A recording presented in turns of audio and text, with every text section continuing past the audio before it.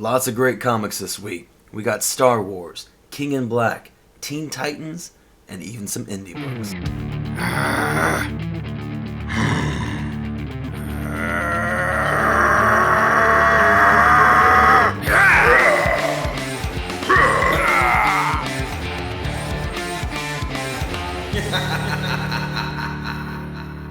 Another great week for comics. I got a pretty healthy stack here. I think it was 14 books this week.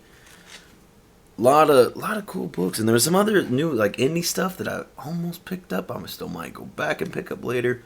We'll see. But I was like, 14 books is enough for today. I read most of them. Didn't get to check out this one though, but I mean, I mainly just picked it up for the cover. Star Wars Insider, number 200, Peach Momoko cover. And I mainly picked this up because it is an absolutely beautiful cover. I am a sucker for a good Momoko.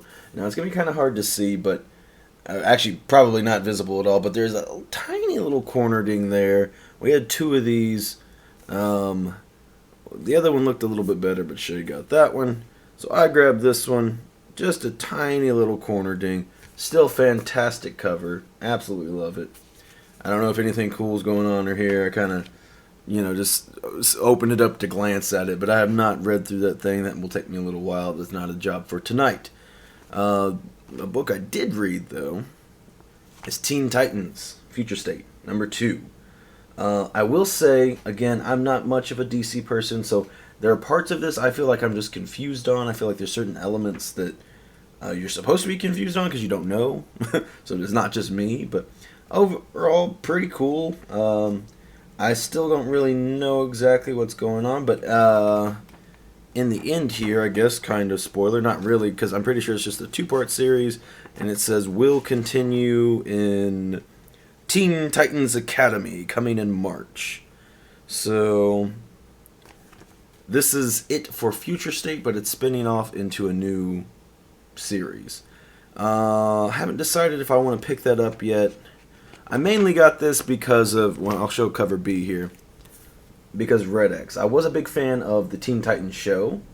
I really enjoyed that show. I wouldn't mind going back and rewatching it. And so I knew, the last issue was the first appearance of Red X, in comics anyway. Well, I think there was a weird robot Red X or something, but this is the first appearance of Red X. So I was like, I wanted to check it out. Also picked up the second printing. I like all these second printings they're doing for all the Future State stuff. I think they have a cool aesthetic to them. I won't be picking up other ones because I'm not reading the titles, but I think if you are reading the titles, I think it looks cool because they all really work well together. And that's just the back, I think the very last panel of number 1. I guess is this number 1 so I can look at it?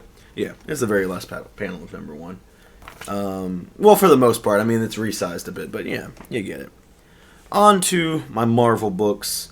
I got Taskmaster, was number 3, right? Yeah.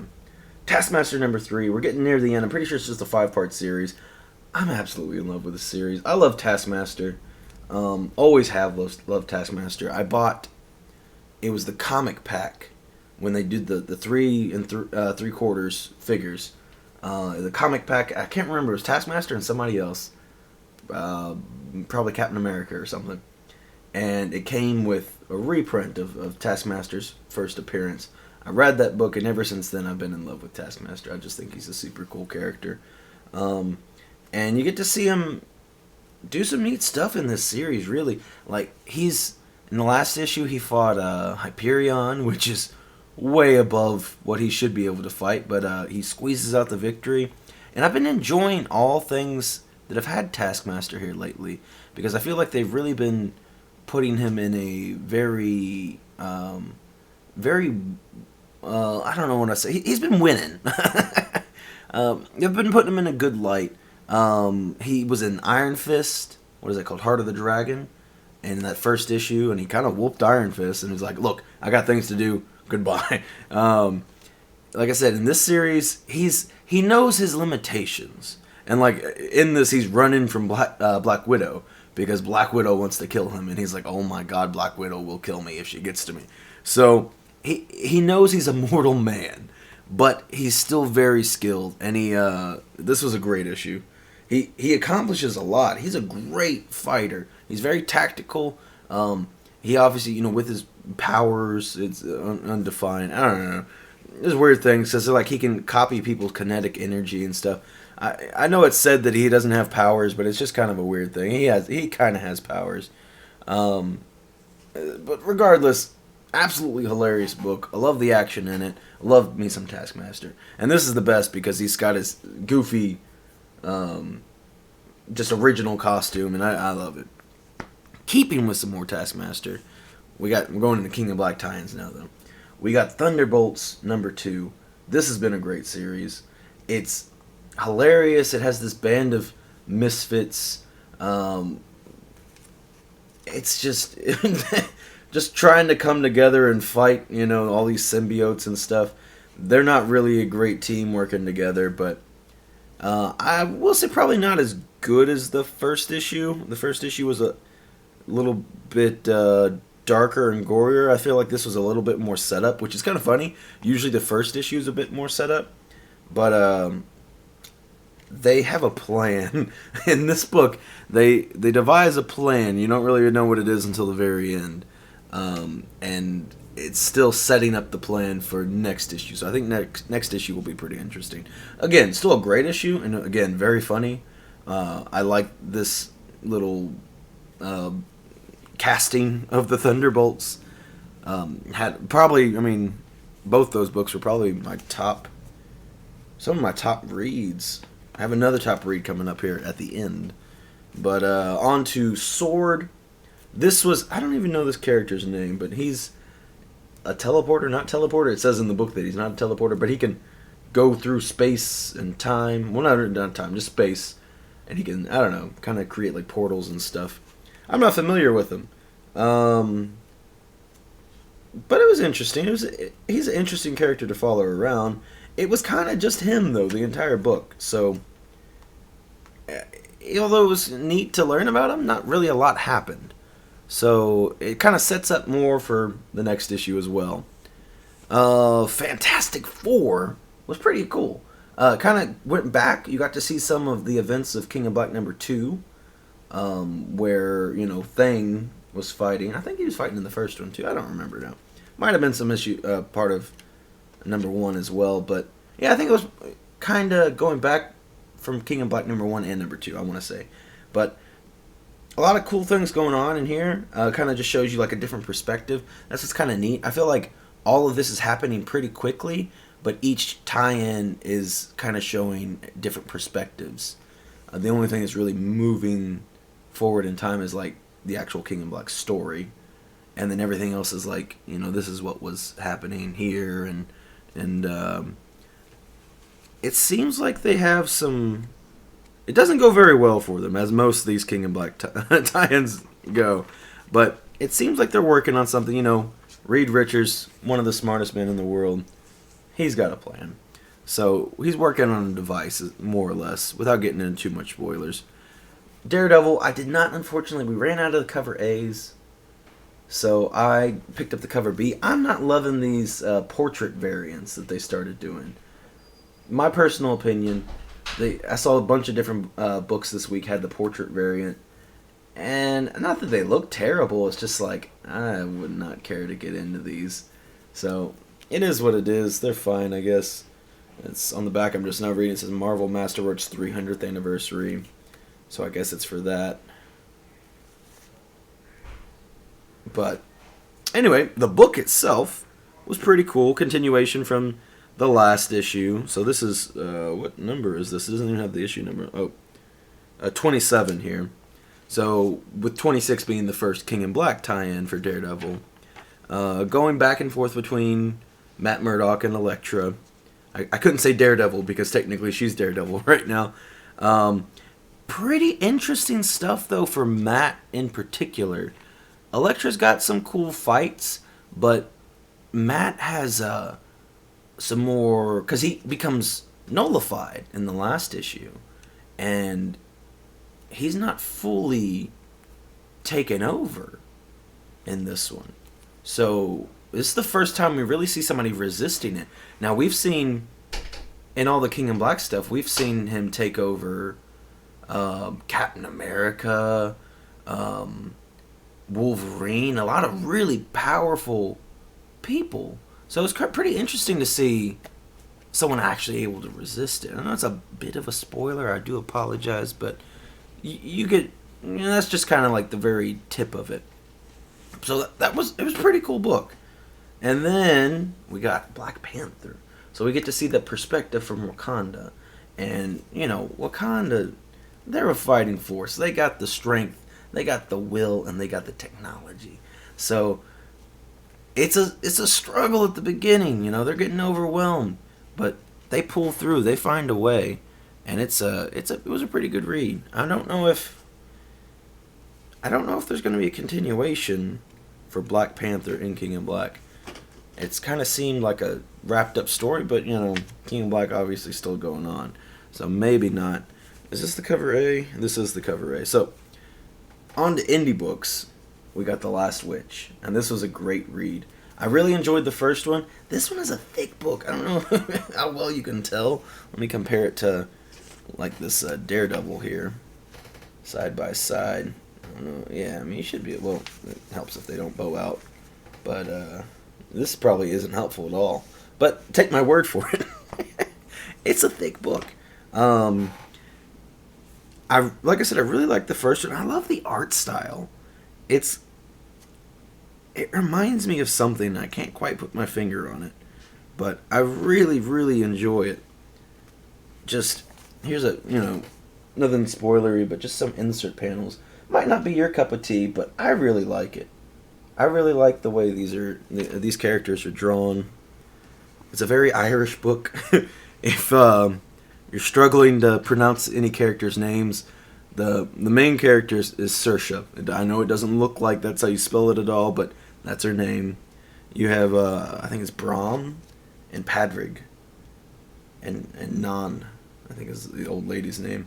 But super cool book. More things happen this time. The first one kind of set it up for like a horror vibe, and then this one kind of turned the genre of it. So this one's sets it up for more of an mystical action adventure, I guess. And then I had to pick up the cover B too. Now the first issue I only picked up cover B. I did not like the cover A. It had like a completely different art style that didn't match up with it, and it was weird to me because like before the book came out, I saw the covers. I was like, man, I love that cover B. And I was like, I'll have to wait and see what the book actually looks like what the art looks like, because if it looks like cover A, I'm not going to get it. Is what I said to myself. And I was like, if it looks like cover B, or at least somewhat like it, I might be interested. We'll see. And it strangely enough, yeah, it looks like cover B. And I don't know where the cover A artwork came from. I don't know why that was chosen, because I don't feel like it really represents what the book looks like. But this week, both A and B have the same style to it. I don't know if it's the same artist or not, but I really enjoy this art. And I was like, ooh, this one's got some crazy things going on. You can see a bit of a teaser here, something going on with Saoirse here. They've got a cool mystical door looking thing, and so it doesn't really tell you a lot what's going on, but it's like, this isn't more than just like a horror, or at least not a straight or running from monsters type horror. And then there's a couple books I have not got to read yet for mainly because I'm not caught up on them. So this is the final issue. I didn't know, what is this, number 5? I think it's number 5. Number 5 of Devil's Red Bride. Now, I only get the cover Bs. This week I kind of like the cover A better. It's the first issue, I think, that cover A looks better. Ever since I started getting this book, that's the whole reason I got this book, was because the cover B of number 1 was amazing. And I was like, I'll keep getting the cover Bs. All had the same stylistic choice, which just follows. But I just feel like the cover A this week was really, really good. When I read it, I may go back and buy it if I end up really liking it. But I am I think I still need to read issue 3 and 4. I got behind, which I've been doing better now. Since I've been making these videos, I've actually been like, okay, I need to get these videos read tonight so that I can make the video for it. But I was getting lazy and be like, oh, I'll chill tonight and I'll read them later. And then the books build up into a big stack, and I still got a big stack of things I need to read. Devil's Red Bride is one of them. I may give you an update later on how I feel about it. It's a 5-part little series from Vault. So, if, the first 2 issues were alright. That's another reason I wasn't, crazy about the book. I mainly just like the art style. I found the story a little confused and generic. So far, at least in the first 2 issues that I read. Not that it was bad, but I wasn't crazy about it. But I'm a sucker for... I make commitments. And so once I was already 2 issues in, and I still was enjoying the covers, it's like, okay. And it surprised me that the series is over now. So I'll go through and read it and see what I like. This one I haven't started yet either. Darth Vader. I have the trade for... I think it's 1 through 5. I'm missing issue number 6, and then this is issue 10. So I have 7 through 9, and I need to get a number 6, and I'm kind of waiting for that. Once I get issue 6, I'll power through all of it. I could just start with 1 through 5 and then find 6. I probably could just order 6. I've been busy. I picked up a couple new graded comics this week. Well, I ordered them previously. One was from 2 weeks ago. One was from a few days ago. I don't know why they both arrived on the same day, but the post office is crazy right now. I will be revealing them in this Sunday's haul video. Got new figures, 2 new graded comics. We'll see what else happens. The week is still young. But that is my comic haul for this week. Favorite books. Oh, that's tough. That's tough. I would say... I really liked the Taskmaster. The Taskmaster was great. I really enjoyed Last Witch. Although, I'm going to show my favorite covers for it. I really like the cover B. I think better than the cover A. The cover A is fine. I think it's cool. I like the art style. It kind of has a more horror vibe than the other one. The other one, I feel like, is better in tune with what this issue was. But best covers overall, I'd really like this Teen Titans cover B. I think it's a sick cover of Red X. I almost said Red Skull. Sick cover of Red Skull there. And then, of course, we also have to show off, again, the Momoko Star Wars Insider 200. It's just such a good showdown ready. Got little other side, a little baby Grogu there, and he's ready to defend him. Super cool. I saw they have a foil cover of this. I saw it online, so I might have to track that down because I am a sucker for foils, and I always will be. But that is it for this week. Let me know what you're reading, what you're deciding to pick up this week. Are there books that I should be reading? Let me know in the comments. My food is ready. Goodbye.